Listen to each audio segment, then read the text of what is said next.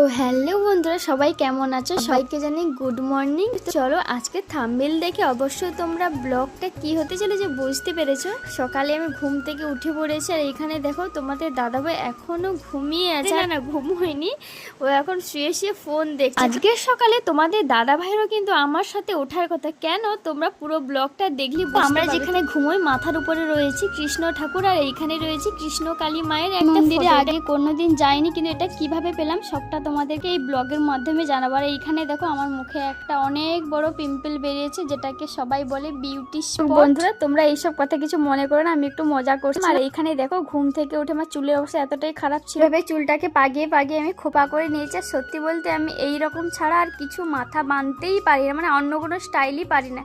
তো যাই হোক, যেটাই পারি সেটাই তোমাদেরকে দেখালাম। এবার চলো, বলতে এই কৃষ্ণ কালী মায়ের মন্দিরে আমার যাওয়ার খুবই ইচ্ছে, আমি এখনো পর্যন্ত যাইনি। এই ফটোটা আমাকে একজন দাদাভাই গিফট করেছিল। বন্ধুরা তোমরা হয়তো ভাবছো যে আজকের দিনটা আজকের কি, আসলে আজকের ছিল শনিবার, আমাদের কাছে খুবই স্পেশাল একটা দিন।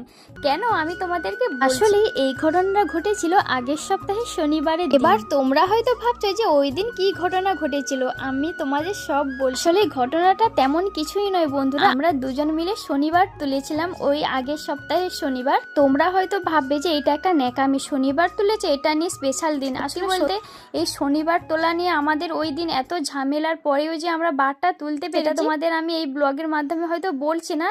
এই দিন কি ঘটেছিল তোমরা হয়তো জানতে পারবে না, তাই আমি বলছি ওই দিনটা আমাদের কাছে খুবই স্পেশাল। আর এই ভিডিওটা আমি করেছিলাম আমাদের প্রথম সপ্তাহের শনিবারে। বন্ধুরা তোমরা সবাই জানো যে কোনো বার রাখলে নিরামিষ খেতে হয়। আগের দিনের আমিষ যেহেতু খেয়েছিলাম, যেহেতু নিরামিষ, গোবর জল ছাড়া কোনো কিছুই শুদ্ধ নয়। দেখো উনুনে গোবর জল দিয়ে দিয়েছে, আর আমাদের বাড়িতে উনুনে রান্না হয়। আমাদের বাড়িতে গ্যাসও আছে, কিন্তু আমরা বেশিরভাগ সময় উনুনে রান্না করি। আমার উনুনে রান্না করতে খুবই ভালো লাগে, তাই এই দেখো গোবর জল দিয়ে পুরো রান্নাঘরটা পরিষ্কার করে নিয়ে আসনগুলো নিয়ে নিয়েছে, জল খাওয়ার মগগুলো নিয়ে নিয়েছে, সব ধোয়ার জন্য। যেহেতু আজকে শনিবার সবকিছুই পরিষ্কার করতে হবে। যাই হোক দেখো, আর এইটা হচ্ছে আমাদের পুকুর ঘাট, এখানে আমরা সবকিছু বাসন সমস্ত জিনিস এখানে ধোয়াধুয়ির কাজ করি। যেহেতু আমাদের বাড়িটা গ্রামে, তাই গ্রামের সমস্ত মানুষদের বাড়িতে কিন্তু একটা ছোট্ট করে পুকুর থাকে। বন্ধুরা তোমরা কারা কারা গ্রাম থেকে এই ভিডিওটা দেখছো অবশ্যই কমেন্টে জানিয়ে যাও, আর যারা শহর থেকে দেখছো তারাও ছোট্ট করে একটা কমেন্ট করে। বন্ধুরা